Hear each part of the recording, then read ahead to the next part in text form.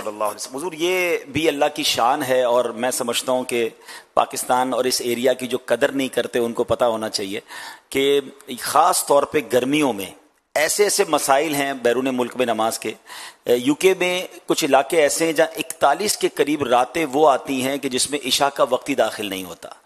اچھا، اس میں جب یہ راتیں آنے والی ہوتی ہیں تو اس وقت بڑا عجیب معمول یہ ہوتا ہے. ایک بار ہم برمنگم میں تھے حضور، رات مجھے یاد پڑتا ہے کہ شاید 1:15 بجے یا 1:30 بجے عشاء کا وقت شروع ہو رہا تھا اور 20 منٹ میں ختم ہو رہا تھا. صرف 20 منٹ کے لیے عشاء کا وقت آنا تھا. ہم وضو کر کے تیار بیٹھے تھے کہ کب عشاء کا وقت شروع ہو اور ہم عشاء ادا کریں. میں سوچنے لگا یا اللہ، ہمارا وطن اتنی بڑی رات ہمیں عشاء پڑھنے کے لیے ملتی ہے، نمازوں کے اوقات میں اتنا آسانی.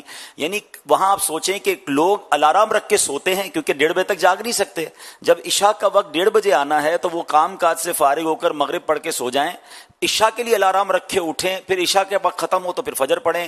مطلب ٹائم ٹیبل جو ہمارے ساتھ زندگی گزر رہی ہے نا کہ اندھیرے کے ساتھ سونا ہے، اجالے کے ساتھ کام پہ جانا ہے، وہاں کئی بار اندھیرے میں کام پہ جانا پڑتا ہے اور اجالے میں سونا پڑتا ہے. کہ جب رات 11 بجے مغرب ہو رہی ہے تو جس کا معمول جلدی سونے کا ہے، ہاں جو نمازی ہے اس کو تو جاگنا پڑے گا، ورنہ لوگ تو اجالے کے اندر پردے لگا کر سو جاتے ہیں اور ان کی باہر دن چل رہا ہوتا ہے، لیکن وہ ایکچولی دن نہیں ہوتا. ایک بار میں ناروے میں تھا، رات 1 بجے اتنی روشنی تھی جیسے ہمارے یہاں مغرب کی روشنی ہوتی ہے. تو یہ پاکستان کے جہاں بہت سارے لوگ عجیب عجیب باتیں کرتے ہیں، مگر اس خطے میں جو نماز پڑھنے کے لیے ہمارے لیے آسانیاں ہیں، اللہ کریم نے جو یہ معتدل دن اور معتدل راتیں دی ہیں، اس پر باقاعدہ ایک پورا ٹاپک ہے جس پہ بات کی جا سکتی ہے. تو یہ جو بھائی نے بات کی نا کہ اتنی دیر سے عشاء ہوتی ہے، اتنی دیر سے، یہ واقعی خاص طور پہ گرمیوں میں تو بعض اوقات تو اتنا کم ٹائم ملتا ہے عشاء پڑھنے کے لیے کہ بندہ حیران ہو جاتا ہے. اللہ، 20 منٹ والا تو تہجد کیسے پڑے گا؟ وہ تو عشاء پڑھ لے، بڑی بات ہے. عشاء پڑھ لے. وہ بھی آپ جو بولتے ہیں کہ یوں سوتے ہیں نہیں یوں یہ نمازی، ان کی تعداد کتنی؟ جی کتنی تعداد کتنی؟ اب وہ 1:30 بجے جب عشاء کی جماعت مسجد میں ہوگی تو کون آئے گا اور کتنے آئیں گے؟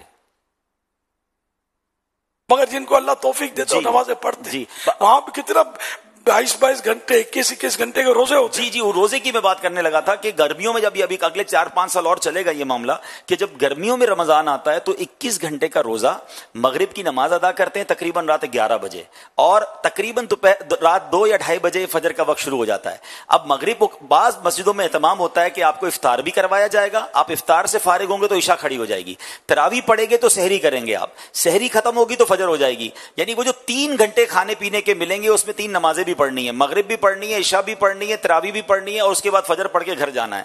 تو کئی لوگ افطار سے لے کے فجر تک مسجد میں ہی وقت گزارتے ہیں کہ جن کو ماشاءاللہ نماز پڑھنی ہے، تراویح بھی چاہیے.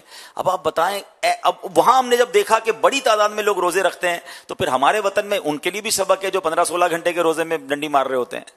وہاں واقع وہاں پھر بھی روزے رکھتے ہیں، روزے رکھتے ہیں ایسی تکلیف کے باوجود، آزمائش کے باوجود. الحمدللہ. اور گرمیوں میں خیر وہاں اتنی گرمی نہیں ہوتی لیکن 21 گھنٹے پیاس بھوک تو لگے گی نا. جی. اور 3 گھنٹے میں کتنا کھا کے اور پی کے پیے گا. ایسا ہی ہے. اللہ اکبر، اللہ اکبر، اللہ اکبر.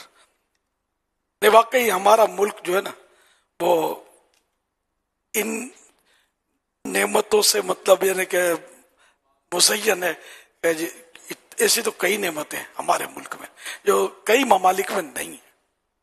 حضور میں اس وقت ساؤتھ افریقہ میں تھا، وہاں اس وقت برف باری ہو رہی ہے. ایک بار میں نے تھوڑا سا تجزیہ کیا تھا، کہیں مشورہ بھی کیا کہ سردیوں کے اندر اتنی سردی دنیا میں ہوتی ہے 70% دنیا میں کہ خدا نہ خواستہ اگر ان ممالک میں ایک دن کے لیے لائٹ چلی جائے یا ایک دن کے لیے گیس چلا جائے جس سے ہیٹر نہ چلے تو شاید لاکھوں کروڑوں اموات ہو جائیں گی. ہم دنیا کے اس خطے میں ہیں کہ جہاں اگر کئی دن تک لائٹ نہ ہو، چاہے گرمیاں ہوں یا چاہے سردیاں ہوں، اللہ نے یہاں ایسا موسم رکھا ہے کہ ہم اس میں سروائیو کر سکتے ہیں، ٹھیک ہے نا. لیکن وہاں تو ان کی حیات ہی، ان کی زندگی ہی ہیٹر سے لگی ہوئی ہے. -40 ڈگری ٹیمپریچر باہر ہے، -20 ڈگری ٹیمپریچر باہر ہے اور ہم رات کو ہیٹر کے سہارے گزار رہے ہوتے ہیں. وہ ایک دن کے لیے اگر ہیٹر بند ہو جائے، بلکہ میں کہتا ہوں چند گھنٹوں کے لیے بند ہو جائے تو نہ جانے کتنی اموات ہو جائیں گی. تو یہ بھی ہمارے وطن اور اس خطے کو اللہ پاک نے نوازا ہے کہ جہاں موسم بھی اس شدت کا نہیں ہے جو دنیا کے، میں کہتا ہوں 60-70% دنیا ایسی ہے جو شدید ٹھنڈ میں ہوتی ہے جب سردیاں ہوتی ہیں.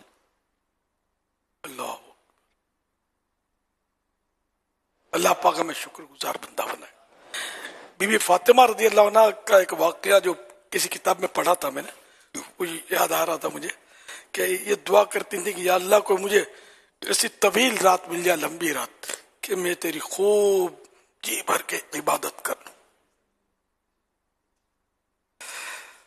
تو مکہ مدینہ شریف میں بھی رہتے ہیں اور یہ دن اور یہ سب معتدل ہوتے ہیں الحمدللہ. یہ بہت دور دراز کی بات ہے، یو کے بہت دور ہے. سردیوں میں وہاں بڑی طویل راتیں ہوتی ہیں. وہاں شام 5 ساڑھے 5 بجے عشاء کا وقت شروع ہو جاتا ہے اور صبح 8 بجے فجر کا وقت ہوتا ہے. یو کے کی بات کر یو کے میں یعنی ایک وقت ایسا آتا ہے کہ جہاں رات 11 بجے مغرب ہوتی ہے، اور ایک وقت ایسا آتا ہے کہ شام 6 بجے عشاء ہو جاتی ہے، 4 بجے مغرب ہو جاتی ہے. اتنا بڑا ٹائم ڈیفرنس ہوتا ہے. اچھا حضور، ایک اور میں آپ کو عجیب بات بتاؤں، شاید ہمارے ناظرین کی دلچسپی کا باعث بھی ہو اور وطن کی اور احساس ہو. ہمارے یہاں ہماری جو پریئر ٹائم اپلیکیشن ہے، ہم دیکھتے ہیں کہ آج مثال کے طور پہ 7:25 پہ افطار ہوا ہے، تو کل ہمیں پتا ہے 1 آدھ منٹ کا فرق آئے گا، 7:24 ہو جائے گا یا 7:26 ہو جائے گا. وہاں ایک دن میں 25 منٹ 20 منٹ کا فرق آتا ہے. اللہ، یعنی آپ اندازے سے کچھ کر ہی نہیں سکتے جب تک آپ کے پاس پریئر ٹائم اپلیکیشن نہ ہو، کہ آپ کو اندازہ ہی نہیں ہے کہ آج 20 منٹ کم ہو گئے یا 20 منٹ بڑھ گئے ہیں. اس قدر جمپ آتا ہے ٹائم کے اندر، نمازوں کے اور افطار کے اور دیگر اوقات میں. اللہ اکبر، اللہ اکبر، ماشاء اللہ، بڑی معلومات آپ نے اکٹھی کر رکھی ہے. یا خدا پاک وطن کی تو حفاظت فرما، یا خدا پاک وطن کی تو حفاظت فرما، یا خدا پاک وطن کی تو حفاظت فرما.